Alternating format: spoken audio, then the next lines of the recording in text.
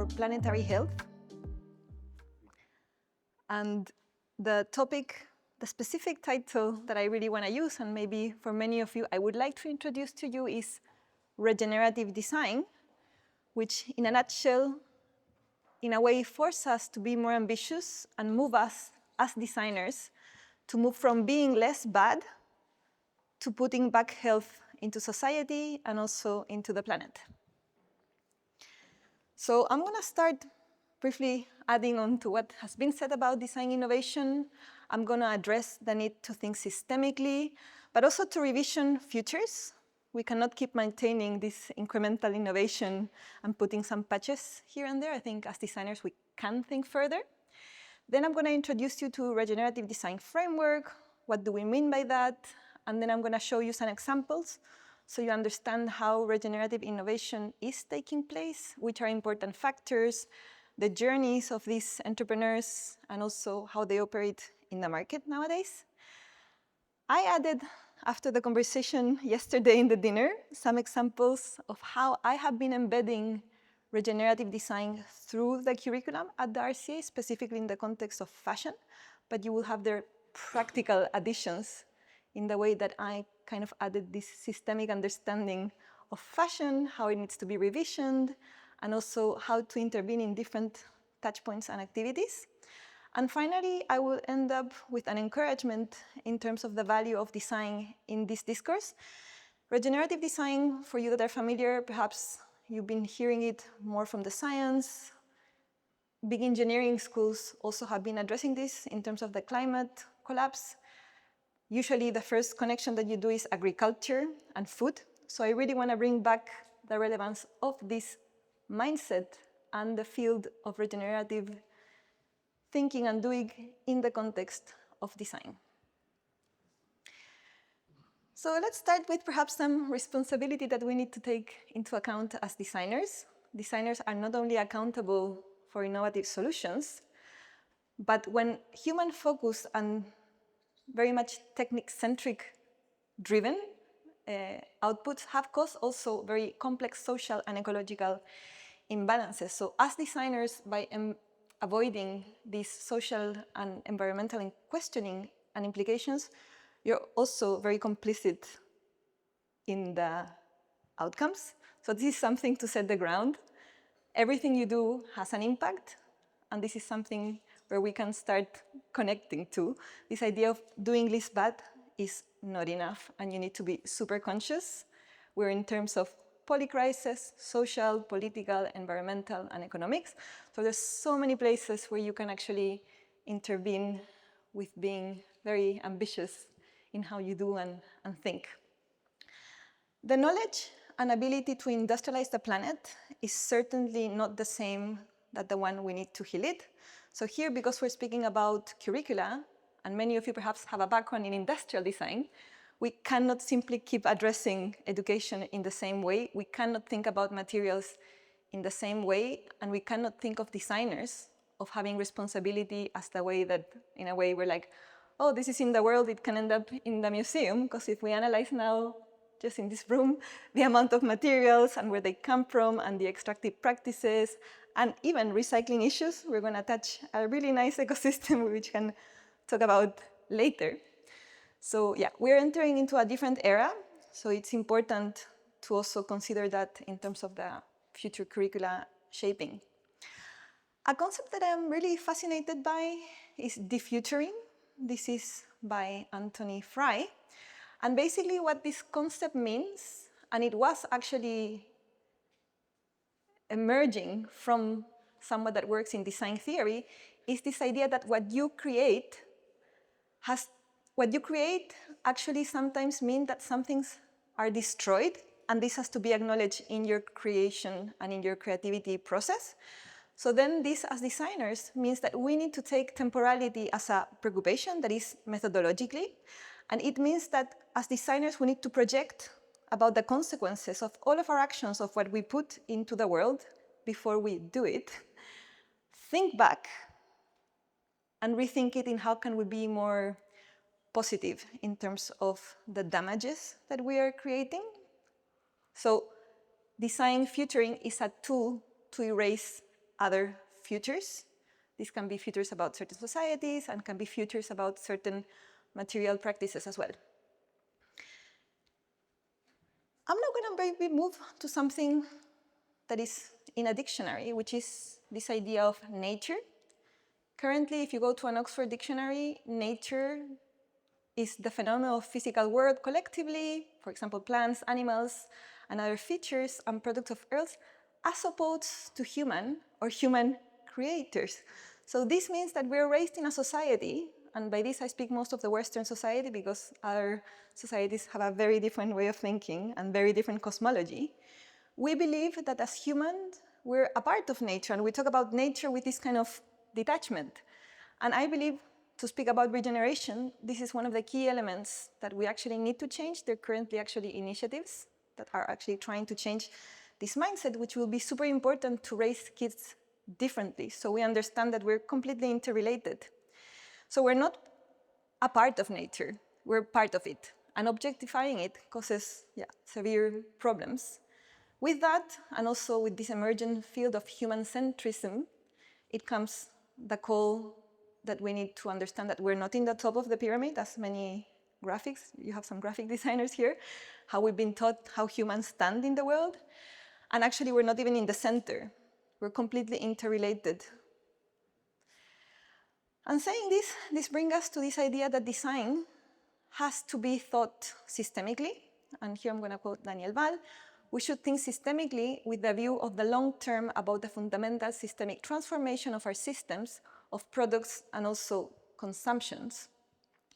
We need to envision also alternative futures, as I mentioned in the beginning. I don't think we're going to get that far doing these little changes or little patches. And here quoting Indy Johar from Dark Matter Labs, if we want new materiality, we need to also imagine this new relationship with the world, which take us back of understanding us as part of nature. And this is not a techno fix. It really requires understanding us in this planet in a fundamentally different way. And now entering to the regenerative futures, to me, one of the key concepts is we need to be aligned with living principles and the living.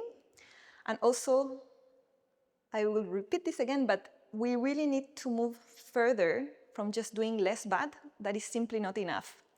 So we should actually aim for bringing back health of ecological system as a basis for design.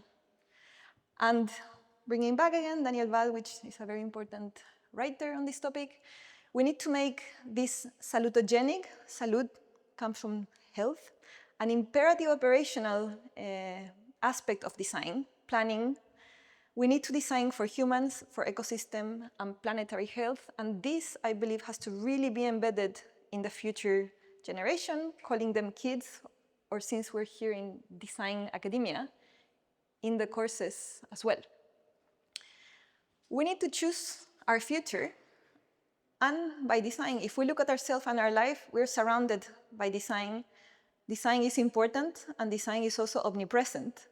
So designers play actually a very key role on this. If we choose life and the health and well-being of the whole biotic means living community, we need to start exploring how to co-design and co-create these diverse and locally, going back to the previous talk, regenerative cultures, which also take us to some comments of last night in the dinner. What about that ancestral knowledge? Technology can take us into super interesting ways, but also going back to local interesting ways of thinking can also be actually a good call to bring back into design. And this is obviously very related to this idea of design and care, that we need to take responsibility not only to others, but also to material practices. And we need to think about how entangled we are with the earth and also other beings. So an important question is, in your design process, who, what is not counted, why, and how are you caring for that unseen or unconsidered? And for this, we go back to this value of imagination. We need to create political and ethical imagination, and that has to happen now. We need now to embed this ambition of rethinking how life can be. So we need to activate this verb to care, not only in our thinking, but also in the way we do things. And for designers, this is really interesting. Here, there is a map of a specific place in Berlin, and this is a study of diversity of microbes in relation to like food health of things that are produced in different regions. And this forced a designer to engage, if you're interested, in that very tiny little community, or to work in the locality, or to work in the municipality, or to then take this and work nationally or internationally. So there are many, many scales of action where you can actually intervene with this kind of regenerative discourse. But we need to start paying attention to those relations and also to the value of locality as well. And now maybe moving to some more tangible regenerative examples and maybe also to situate these regenerative design entrepreneurs. We have living systems. We cannot deny that we live in some economic also systems. There's social dynamics and there's certain communities that we could do so much with them. And also there's like new materials coming, nanotechnologies, biomaterials, and also so many new technologies, has been mentioned before, AI, for example. So we need to see the potentials of this regenerative design hub that touches upon bringing health in all of these kind of different systems. And the first example that I'm going to give is from Daisy Ginsberg. We studied with Daisy, the PhD at the RCA. Daisy recently released pollinator path making. And this is using AI to create gardens which has the flowers that attract pollinators. So when you enter to the pollinator pathmaker website, I here put some screenshots. It will ask you, how's your soil? How's your light? And based on certain parameters, it would give you, as you can see that rectangle, how you should plant certain species, and it would give you the species. And all of this is using AI to serve other entities and to benefit us all. So this is, to me, a brilliant example. It is really advanced in terms of AI, but it's used actually to regenerate the urban domain. And when you enter to the website, you will see how beautiful it is. Daisy is an architect that did a PhD in design, and this is really engaging a lot of audiences. If you're in Berlin, Daisy recently did like a beautiful installation. You can see it also in the Serpentine Gallery. So yeah, it is really not only extremely attractive and engaging, but also to me is using AI for something really positive and is very much also human decentered.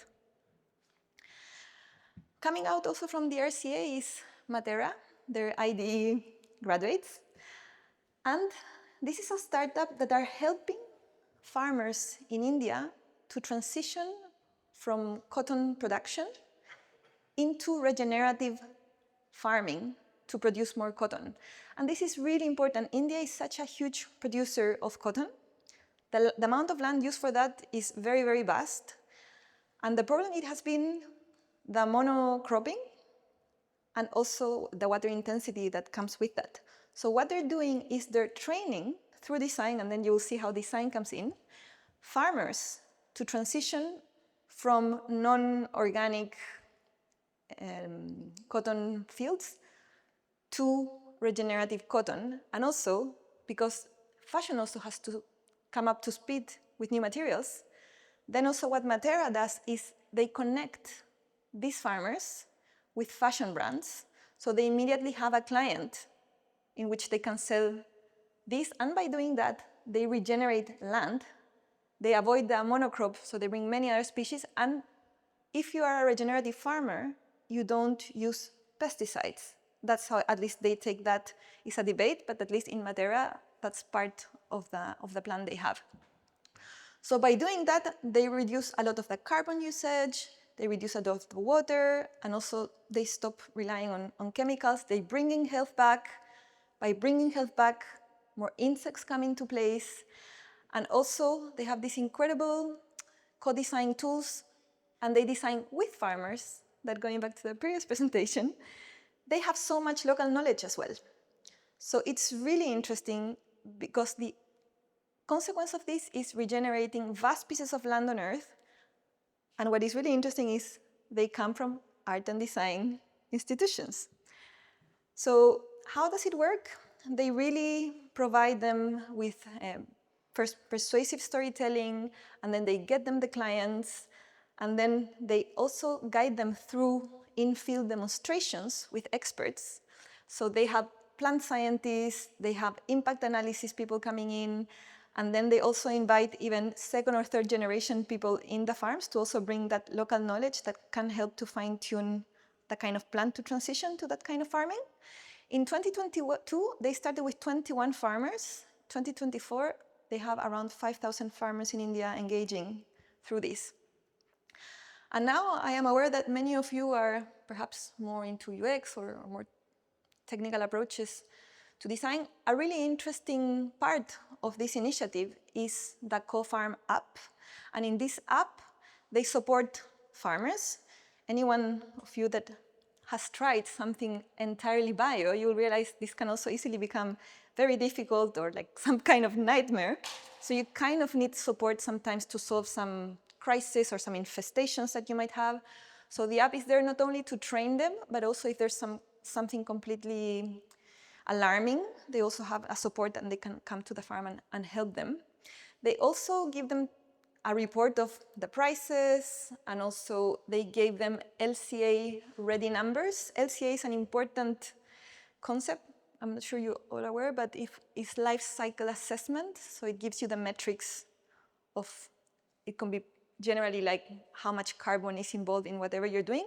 So if, for example, I am a fashion brand, I will require those numbers from the farm, so then I can claim actually the regenerative cotton that I'm getting actually is using way less carbon, but expecting that from those farmers, I think it's a bit ambitious. So what this app also does is to help them with all those ready metrics so that they can sell this much, much better practice. And also because it's in India, maybe you're aware, but they speak so many languages, it also comes in a multilingual format. Another example that I really like, it's Saltico. Now it's called Ponda, and it's about doing some biopath. I put a picture here of the peatlands. I don't know if many of you are aware, but the peatlands are some ecosystems that are way more efficient in carbon capturing than most of the forest, and usually people are not aware. And what it happens is the carbon is stored under the water, but with global warming, if the water evaporates, it releases all this carbon that has been sequestrated. So that's the setting where this initiative takes part. A very important element to understand how this came up is to understanding the team. So in that way, going back to Gareth's presentation, here we have an incredible combination of talents. There is someone from engineering, there is one from chemistry, one integral designer, and one person from business. So this is the group, and they all met at Innovation, Design, and Engineering. So what they do is they go to these peatlands in Scotland, and they speak with what they call experimental farmers, and they're offering to re-wet the pits. So in that way, by re-wetting the pits, you avoid the carbon to be released again. And they found that in these peatlands, there is this plant called taifa. And what they could do with the farmers, so this is working with others, recollecting the upper part of the plant, they can then get this structure that is very open. And this is very important because it is extremely warm and is water repellent as well. So it's perfect, for example, to do duvet jackets. So it's a great replacement for synthetics and also feathers. So it's a beautiful project because they're working with communities that before they were doing other agricultural practices. So they're helping them to transition from working on that to regenerating the peatlands by avoiding the water to be released. And also they're offering an incredible alternative to feathers and also synthetics to the fashion industry.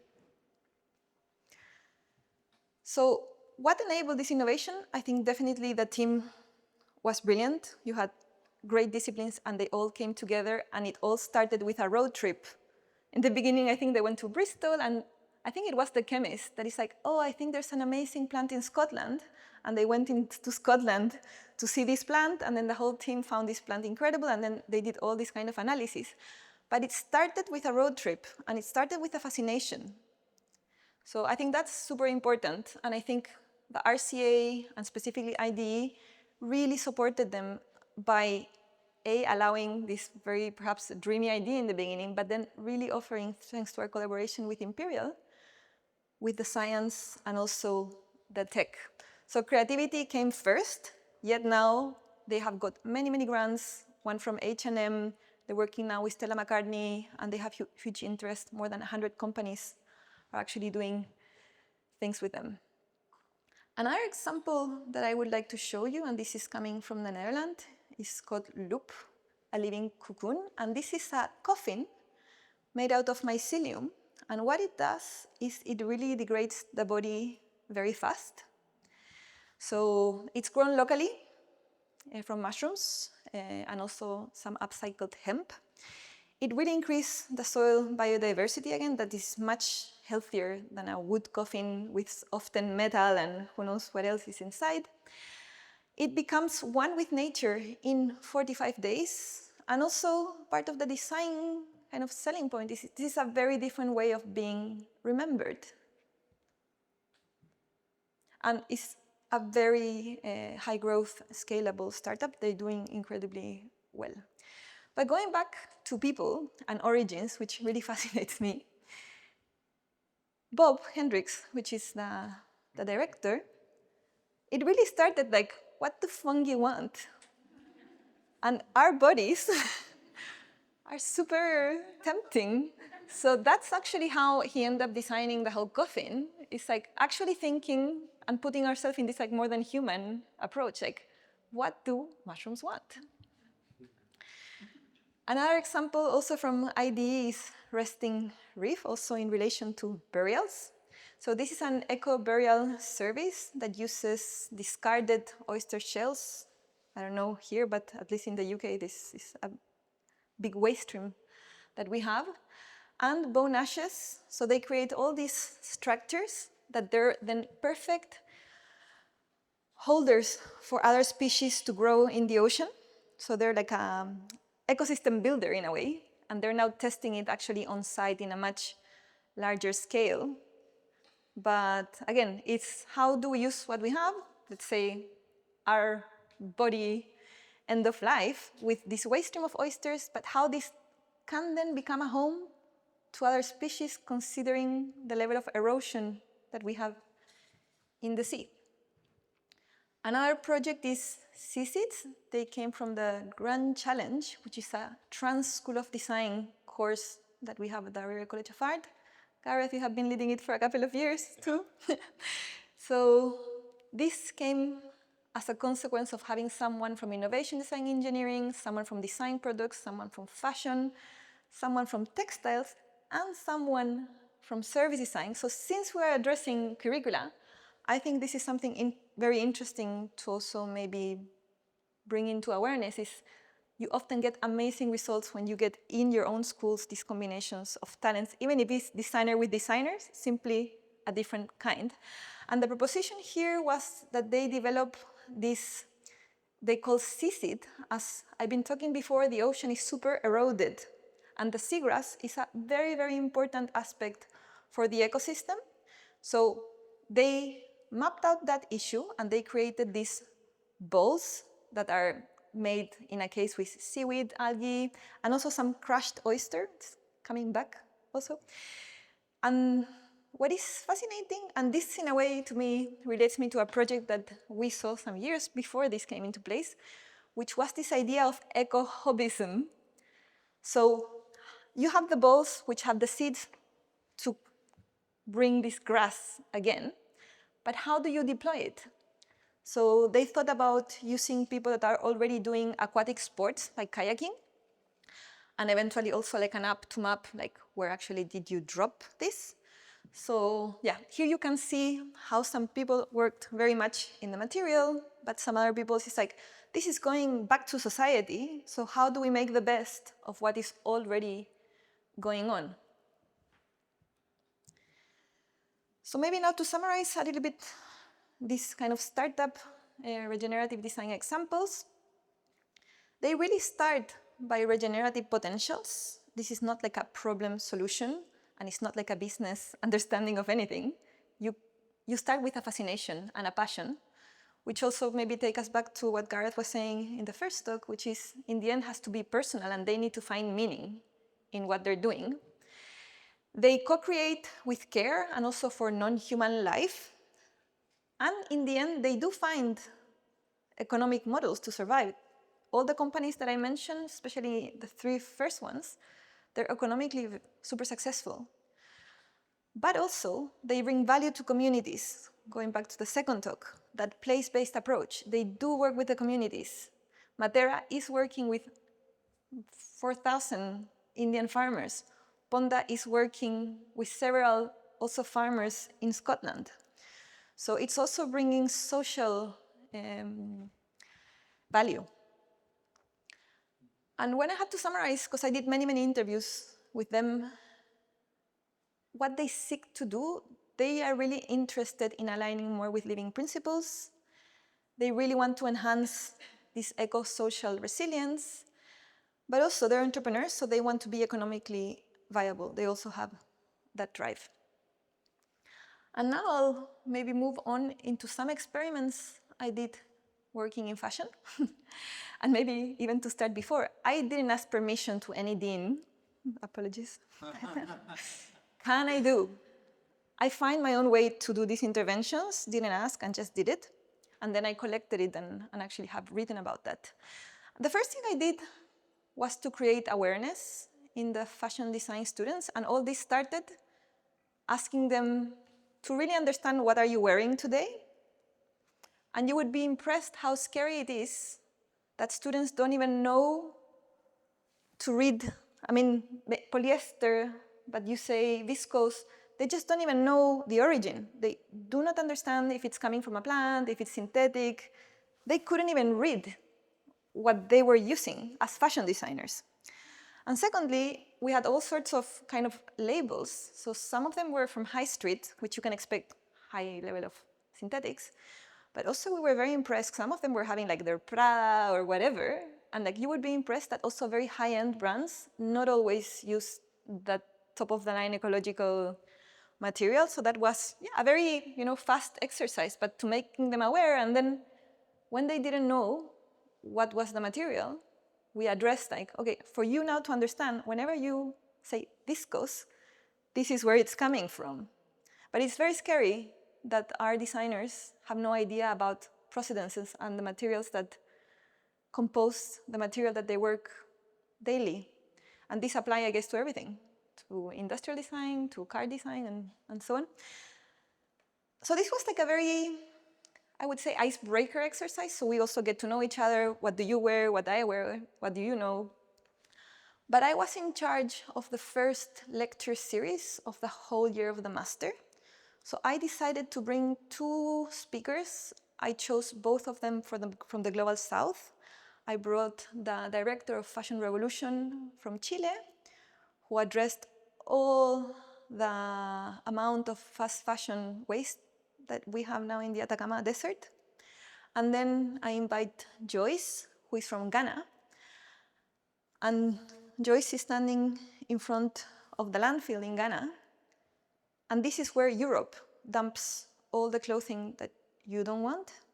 It's not easily recyclable, and the majority ends up, in the case of Europe, in Ghana. So most of the students come with this idea, oh, I want to be the next, Vivienne Westwood or John Galliano. But it's like, well, the times have changed a little bit, and for so many reasons. But you need to understand that whatever you do, this will have a consequence. So start thinking about the material that you use, be aware of the end of life of the things, and the complexity of recycling clothing. Recycling clothing is so difficult because we have seams, because we got zippers, because we have mixed materials. So if you think that recycling is great, or if you think that upcycling will solve it, you're actually making a cloth more complex. So we address all those things in the very first day of the master. Then I took them to a collector center. So you can see here the amount of clothes that England sends to Africa. But I could also have, in the same day, put a PowerPoint, show a stat of the kilos. No, I really wanted them to go and see and smell and understand the fast fashion, bad quality volume that their country produced. So they were in this immense warehouse where these bales were going to very, very soon going to be shipped to Africa. And then another thing I did is going back to life cycle assessment, that, it's a calculation. You need to calculate where the carbon is coming, how it adds with your different processes. I invited a life cycle assessment company to introduce my students to life cycle assessment. So whenever you put something, you need to understand, okay, I'm going to use this kind of cotton. Where is it coming? India. And it's going to start giving you a bill. And I thought that was very important for them. And yes, you come to the RCA for an art school to be creative, but because of the level of the crisis, you need to understand what are the materials of your clothing, you need to understand potential end of life if you don't design in an interesting way. You need to understand that in the future, with the policies, especially now in Europe with the Green Deal, you will need to give all these facts as a designer. So you cannot keep pushing these calculations. And with the calculations, we didn't frame it as, okay, everything is like super pollutant because you will get a bill no matter what you do. But how you can decrease it and how you can be clever. So this was really nice because we did this real-time workshop in which they can change parameters. If I do this, if I don't do this, if I chose this and not that, then you can also design differently and still be creative, but being way more aware of your consequences. And the last intervention that I did, I started with toxicity, I started with some kind of awareness and maybe new technologies that can help you to understand all these global movements.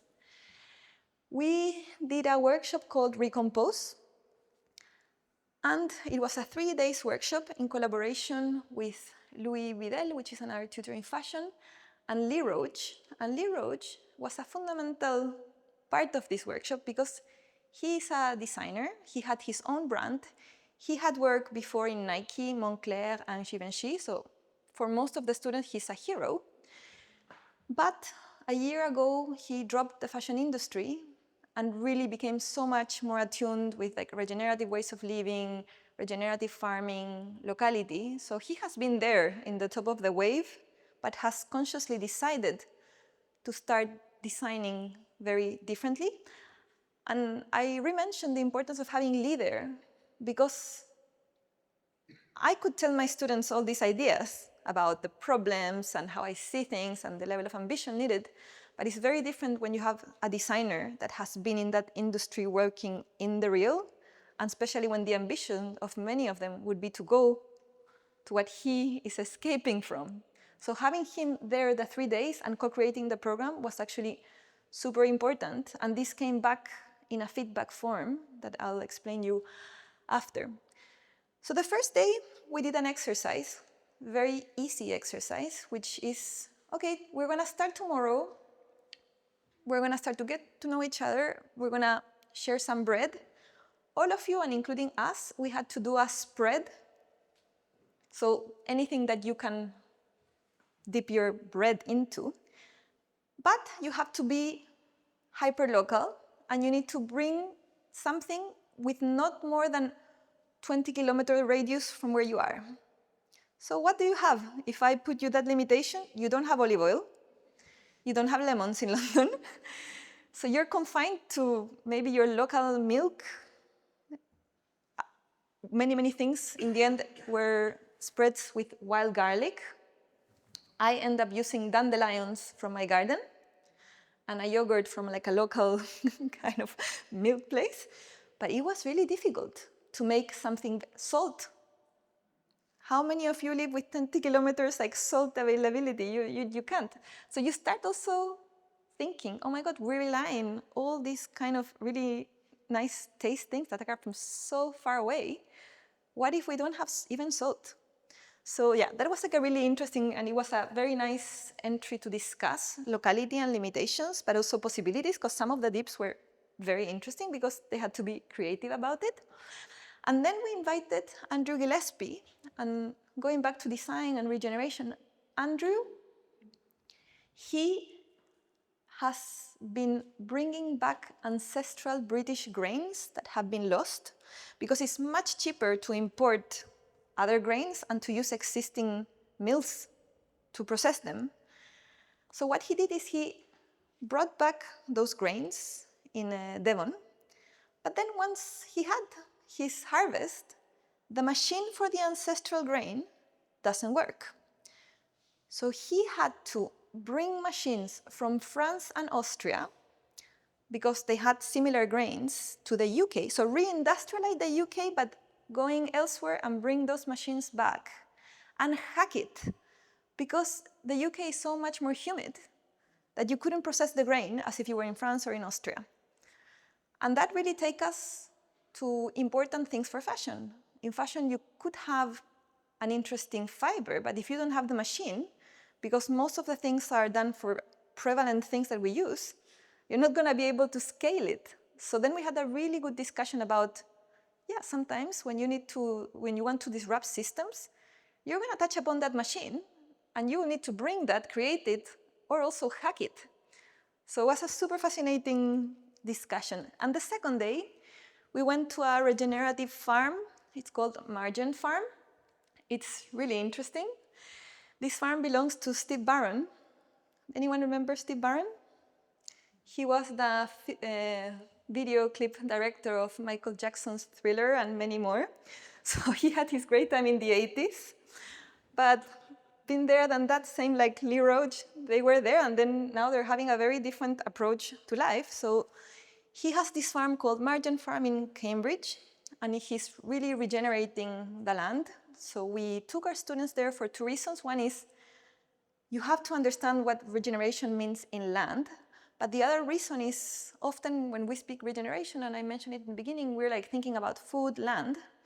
But then what they did here is they created a couple of houses with Paloma Gormley, beautiful places, really interesting space distribution, coloring, really an incredible aesthetic experience as well, by using hemp, which is one of the things that they produce in the regenerative farm, creating some kind of composite that then the architect used it to create these very, very beautiful spaces. So there was more of a connection between origins and regeneration of land into design processes.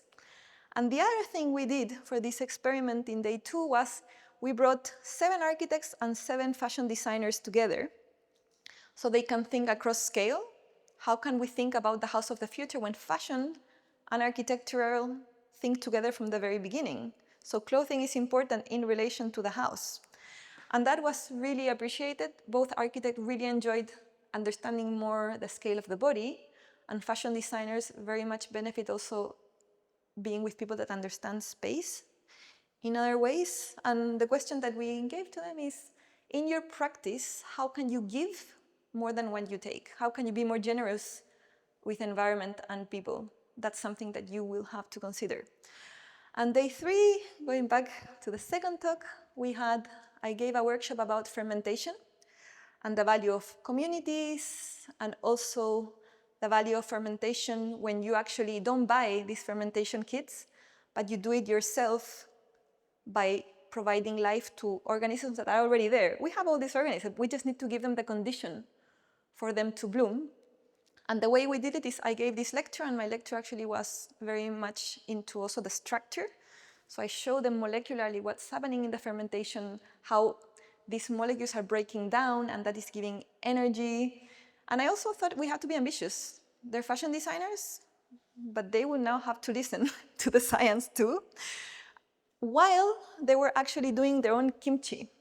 So the lecture had a very different format. It was understanding concepts while also doing, and then they had to take care of it. So we left them also with a task. And the feedback in this workshop, we didn't open it to all the students because we wanted a little bit more like an intimate space.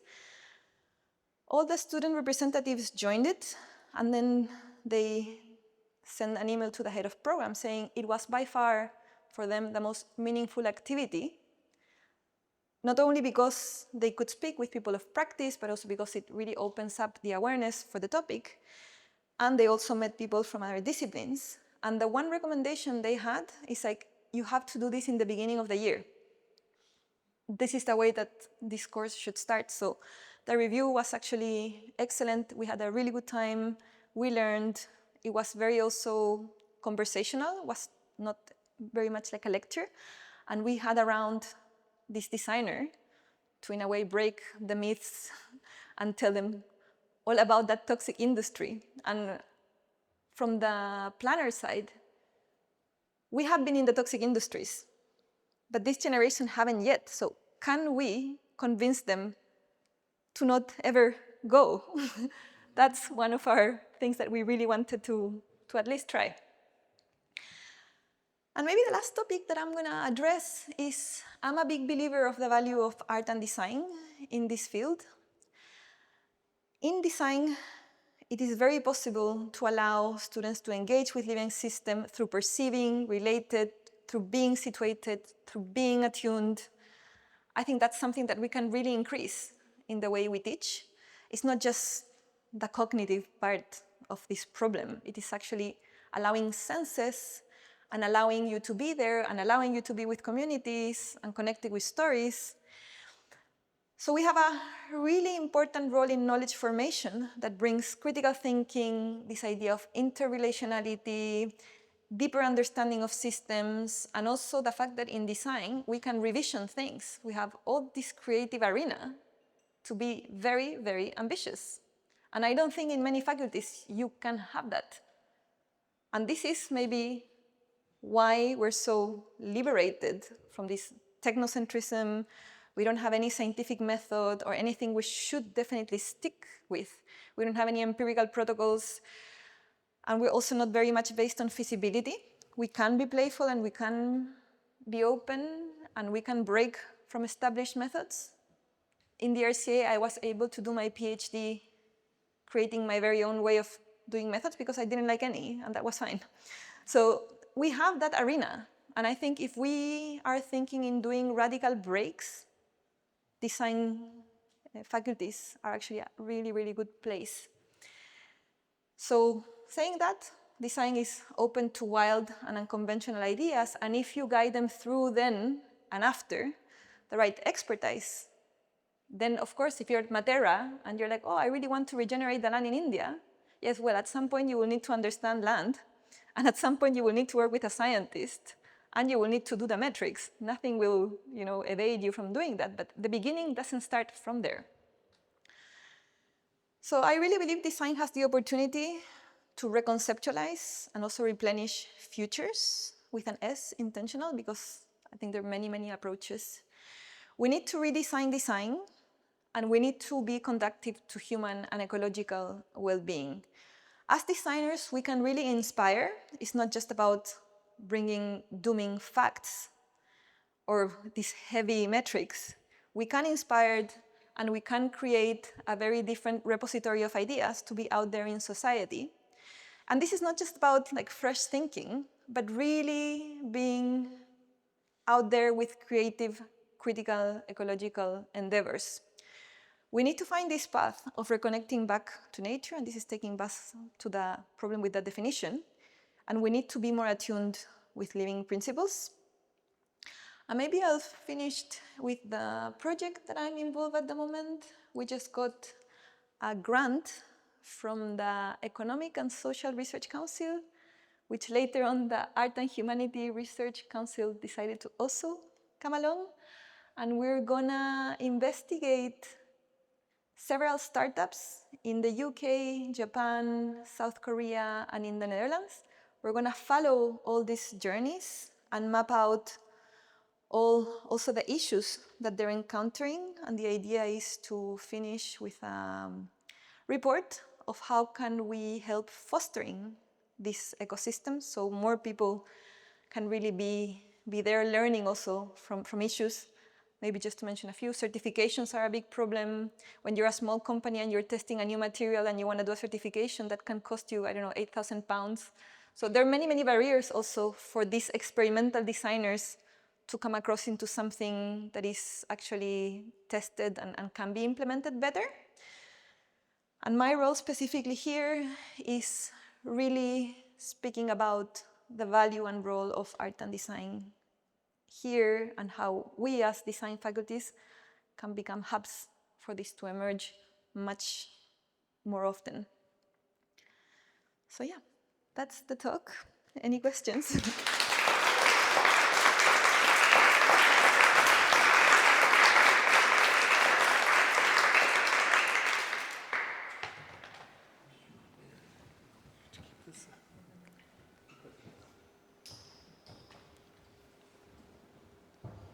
So I'm impressed and inspired. Thank you so much. That was fantastic.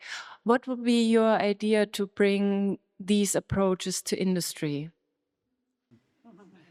Yeah, I mean, of course, industry needs transitions. You cannot break an industry. There's so many people employed, so many systems in place. You cannot dismantle the infrastructure from one day to the other. My approach would be transition design in relation to regeneration. How can they really start moving practices? And I think maybe the word that I would use of perhaps bringing someone like me, it would be about the revisioning aspect. How far can you help them revision their company in relation to regenerative principles? But it will have to be a transition. You cannot expect these big companies with infrastructures, contracts, insurances, and people employed to move from one day to another.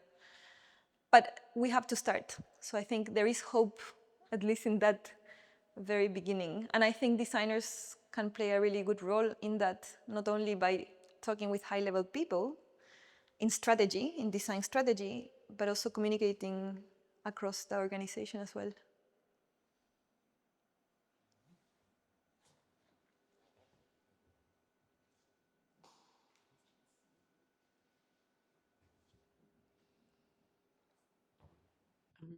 Do you see that politicians find an interest in what you are saying? I would believe that few progressive politicians would, and I think because it's so undeniable the level of the crisis, but obviously we do need policies moving way faster and we need way more advocates in the higher levels. But just to give you an example, I was recently in Brussels. We were invited to the parliament to speak about Horizon 2020 funding. So in that meeting, I was in a specific section speaking about the new European Bauhaus. Maybe some of you are aware of the new European Bauhaus. So the next call is all about regeneration. So I can speak by Europe, but the next call of the new European Bauhaus is all focused on regeneration. We also, this cannot be exclusively in a way attached to the research. We need this also in high level, banning some things, incentivizing some industries. So it doesn't stop in the European Bauhaus. We actually need much higher level national and, well, Europe and obviously the world. But yeah, we can do better. But there are some advocates, I have to say. Yeah, the green parties are so under pressure everywhere. Yes. And even the Green Party, not all of them would be at the regeneration kind of level, but yeah, it's a good place to start.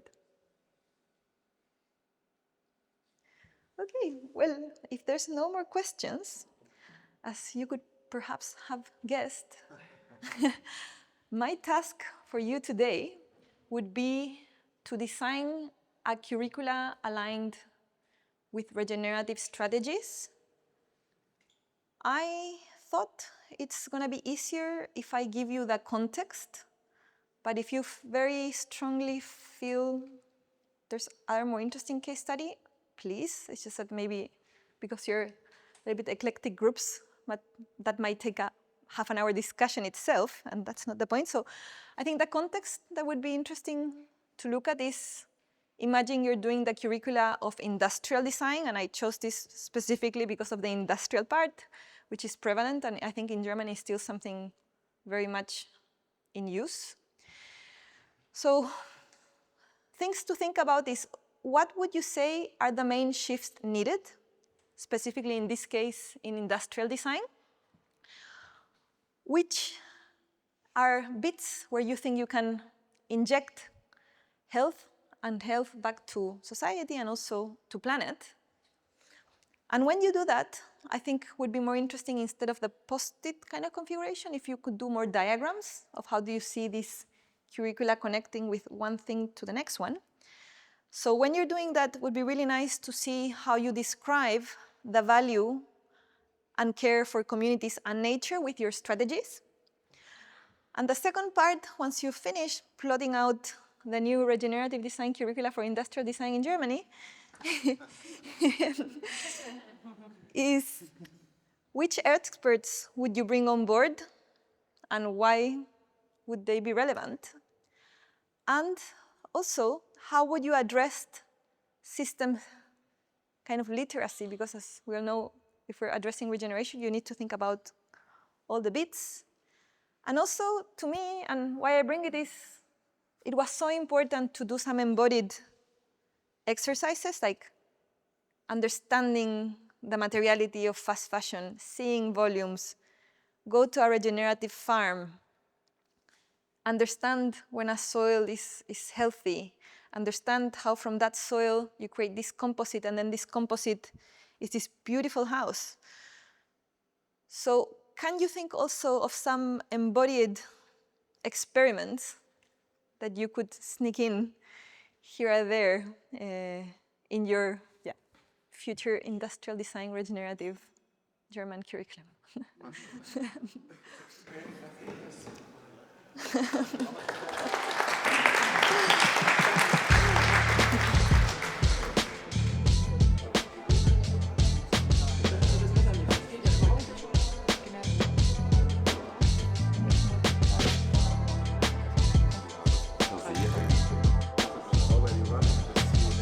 We are CO2 neutral. Exactly.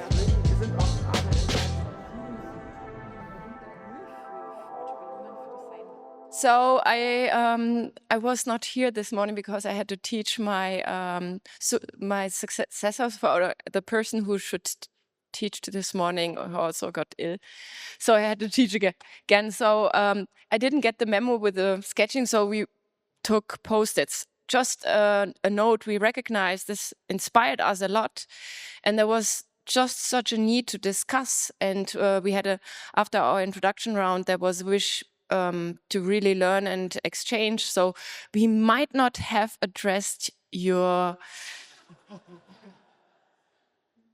So no grading, right? Okay, failed, not passed. But what the lessons learned we would like to share is that design education is not just for designers. And I think you highlighted that wonderfully. It's about interdisciplinary teams. And that means that actually the system needs to change. We thought that the educator need to be aware of that in order to collaborate, because they are in charge of their students, but also the university as an organization needs to change to enable that, because interdisciplinary projects is still not common. It's known that people from different disciplines might work together in the workplace, but the organization university is not designed for that yet. So also we thought about, so the organizational setup needs to change in order to enable that. We also recognize that the education needs to, that sustainability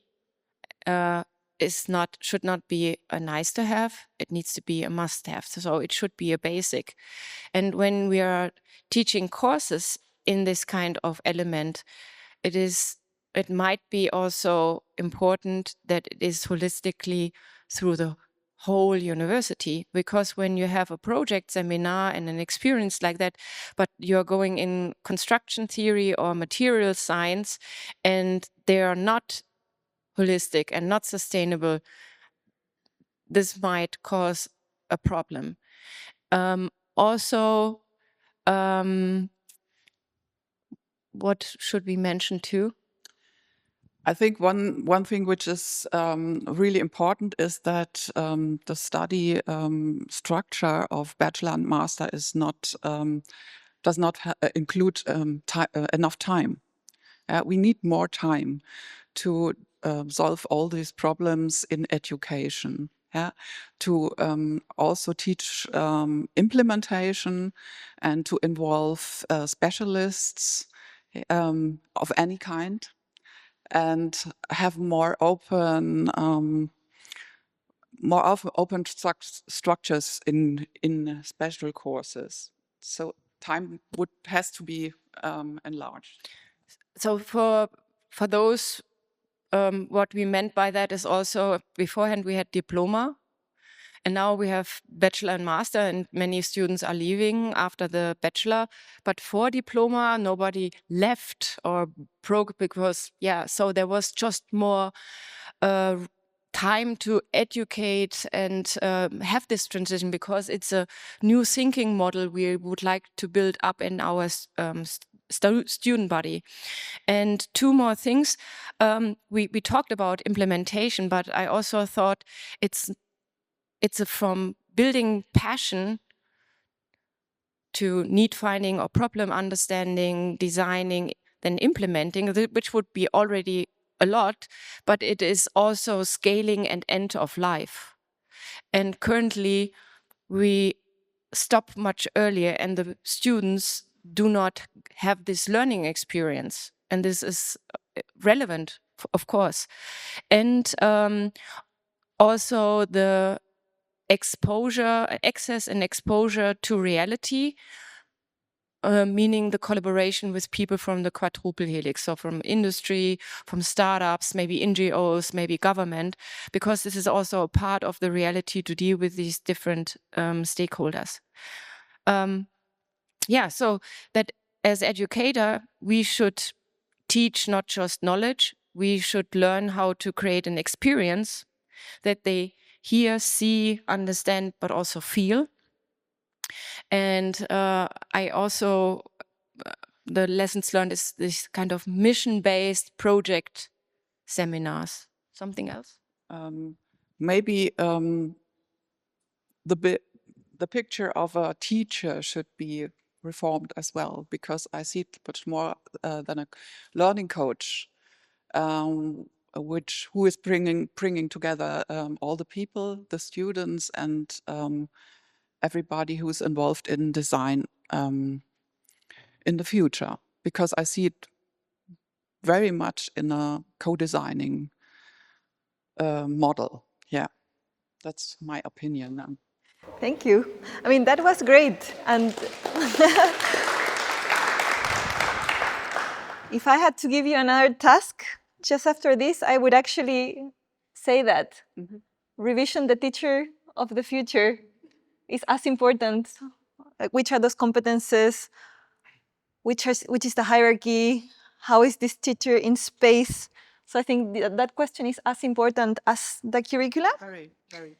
And I also really like the fact that we need to break out of the academia bubble. We do have obviously a role in academia to set the scene. That's not going to come from opening doors, so we have to set the scene. That's a job that we should do in an interesting way. But obviously, students really benefit from other disciplines and also, as you say, key stakeholders, including industry. And finally, I also thought was really relevant and also very much aligned with this idea of regeneration. It is not an abstracted concept. We need to live it. We need to, walk the talk. So in that way, it's not just that the design faculty should be doing these initiatives, because if you have construction and other disciplines around you, kind of in a very different mindset, it's not very encouraging. So it should be also a university mission, to use that concept. So also very well spotted. Thank you. And I add in the end that I think it's going much further down, because the example in the other lecture where the little children in these kindergartens are inspired to work with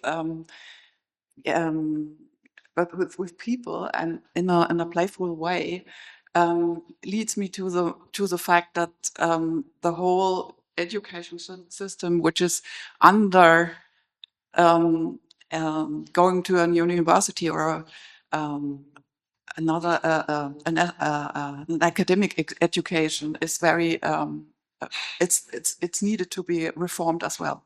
Yeah.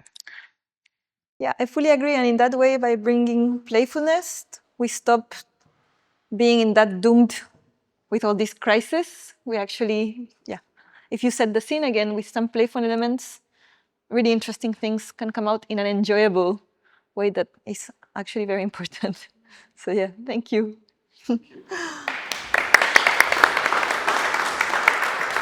I hate to say this, but I would love to stay with you here until 7.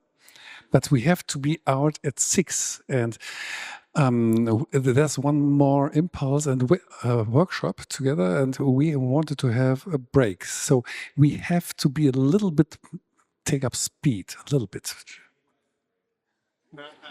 Yes, because nearly everybody had coffee and cake. I know this, yeah. Okay, I make it real quick.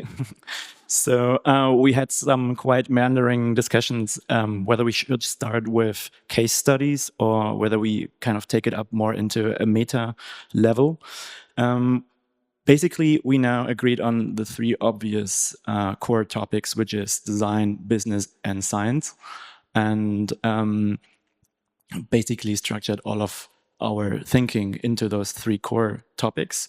At the core, in the intersection of all 3 of them, are technical circle, is the circularity in general, with both biological and technical circularity. We have in between design and business, designing maintenance. We also talked about redesigning business models, and repurposing materials in between design and science.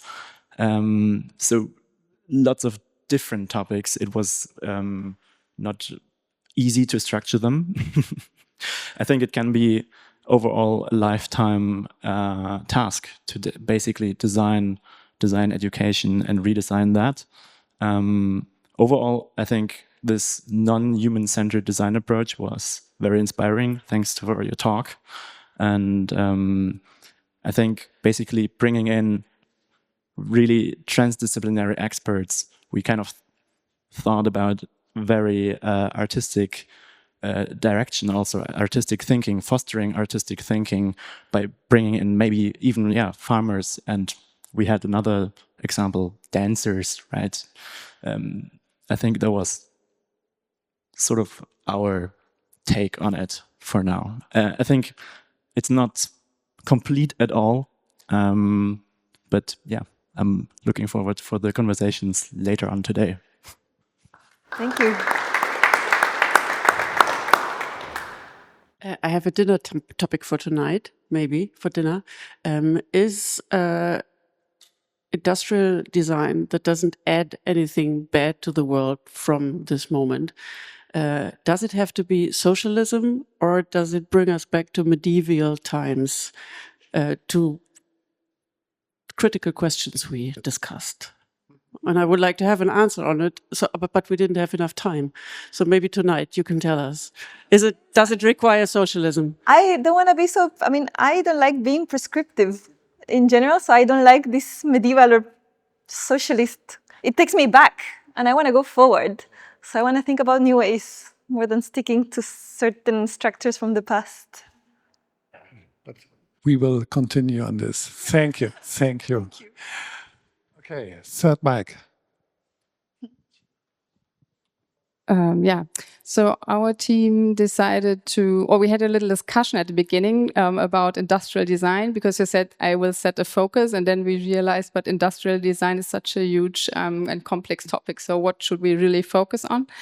And we decided to focus on transportation design. What is the king discipline of design? And we thought, especially being in Munich, in a BMW city, it would be really interesting to make this discipline more regenerative and, change making the shift from this design students' expectations, oh, I'm going to draw cars my whole studies, to I have to think about means of transportation. So, this is a major shift we want to achieve.